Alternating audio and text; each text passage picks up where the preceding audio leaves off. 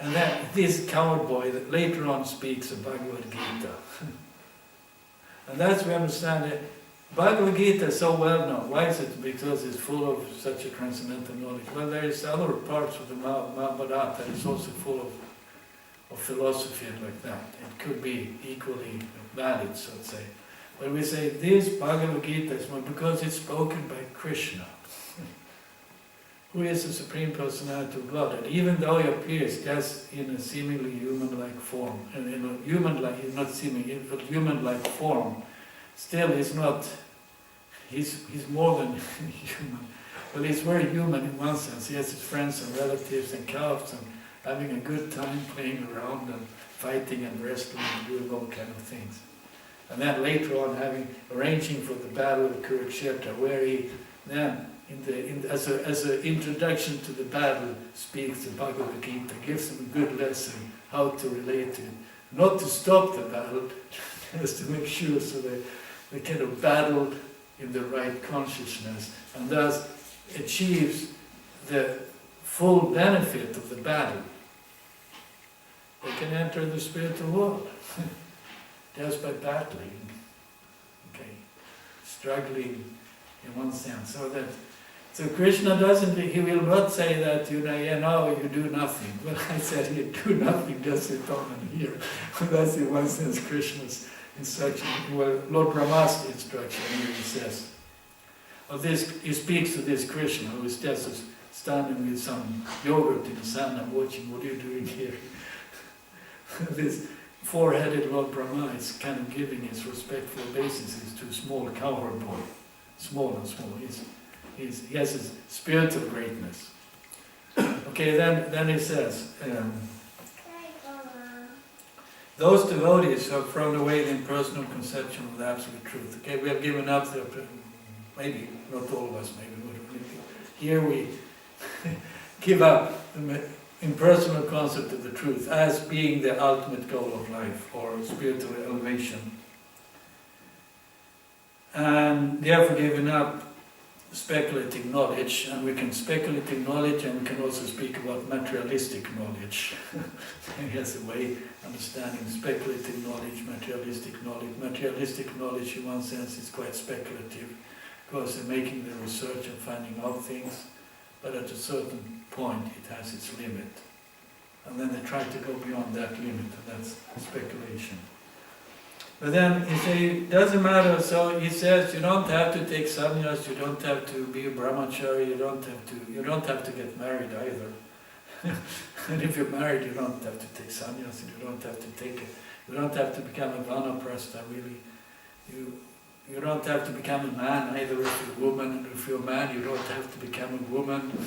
Just stay where you are and be happy, hearing about Krishna. That's what it says. You just stay in whatever position you are, forgetting material designations, or not. There is designations, so we may act with them, but they are not important. They're not so important. And even be, but I want to be a sannyas, or something great, guru, temple president or something, but that's external. Chaitanya Mahaprabhu, this verse was saying, these external things. Varnashram is external. Still we speak about Varnashram. But then it says external, they know the essence. And then when this verse was quoted by Ramananda Roy, then Lord Chaitanya Mahaprabhu was satisfied. This is perfection of life, but now go further. And then it says, so wherever you are, don't worry, but dedicate body, with the body, mind and word, offer all respect to the descriptions of your personality and activities, dedicating the life to these narrations which are vibrated by you personally and by your pure devotees. They will certainly conquer your lordship, although you are otherwise unconquerable by anyone within the free worlds. We conquer Krishna. In one sense means we conquer repeated birth and death. We don't really conquer Krishna. But in any case, it says like that. Krishna becomes conquered, he becomes captured. We are captured by Krishna. we are in some ways are captured by Krishna, but then if Krishna becomes captured by us, like we're captured by, oh Krishna, it's something nice about Krishna, something nice about Krishna consciousness, about this Hare Krishna movement. So that way you become captured, your attention, your heart becomes attracted. So in the same way Krishna becomes captured and attracted to us, Hare Krishna. Then what is the problem? If he wants to come back to the spiritual world, of course you don't want to force him. He is so kind, he's so loving, you don't want to force himself on us. You have to surrender to me, otherwise you go to hell. When he points out, he gives a reality, it's hell, it's repeated birth and death. But beyond that, there is my abode, my eternal abode, where you're going to go. That's where he gives a realistic picture of reality. But then he also gives the ultimate reality of the spiritual world. So that's, we are not pessimistic, we are just realistic and optimistic about that we can enter into the spiritual world.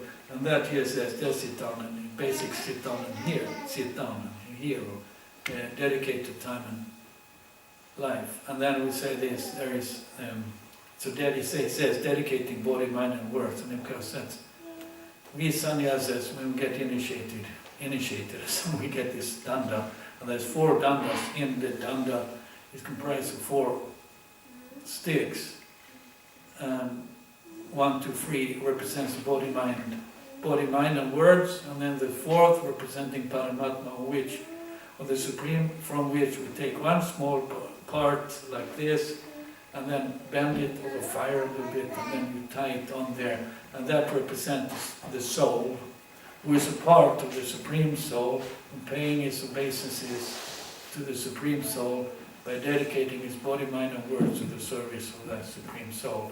And then well, how can I serve the Lord? Well, just sit down and hear about Krishna. Thank you for coming today, listening to what I said and didn't say. You can listen to what I didn't say. Okay, we get the point. Well, sometimes that's kind of, one thing is what one say, and maybe there's other things, what one do, and things that also speaks this way. Hare Krishna. So we should listen, fully listen. With not just be closed-minded, but open, so that we can listen and hear the Lord speak in various ways and the beautiful pastimes. Okay? Hear the pastimes and appreciate the pastimes and appreciate the endeavors by the devotees to glorify the Lord. And then the Lord will be happy. Hare Krishna. It's supposed to be Arctic now.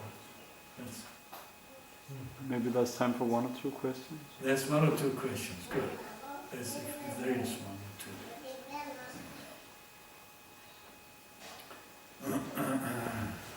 Yes. Maharaj, you mentioned that this verse where living entities, they're covered by different degrees of lust, Yeah. and the example you gave a tree, so that is very much covered, we see it's not very much conscious, but it doesn't really express a whole lot of lust. So how to understand this, that the living entity is covered by lust? Well, no, it's been blessed in such a way that it cannot express lust. The lust is counterproductive. Maybe see the lust as a symptom of life and like that, but it ends up as you carry over so that the life symptom becomes covered. So he's covered. In the present, he can say not do stupid things. A little bit like Nala Kavera and Manigriva, they ended up to his trees, they were cursed by the moon. So in that way, it's, somehow or other, the scripture says that. So I take it that way. May not be. Well, yeah, okay. The life symptom, you can say that it's covered by lust and thus it be covered by a tree that stands immovable. As a punishment, or as a rectification, and as a better state of life, so you don't misuse whatever. And also as a way of progressing, again being rectified and progressing. Okay. Hare Krishna. So our program is that we hear, we chant, and we take prasadam. Yeah. So now we chant a little bit more. Now we're sitting down enough. Now we can stand up. Yeah. So Prabhupada ki jai.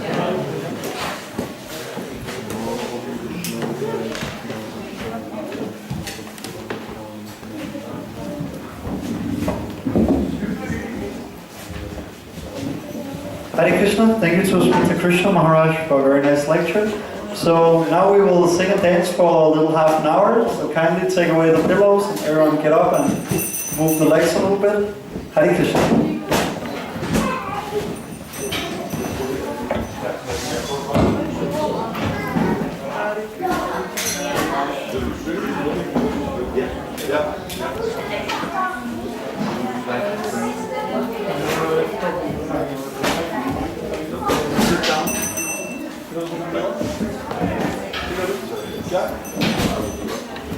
Shall I take some?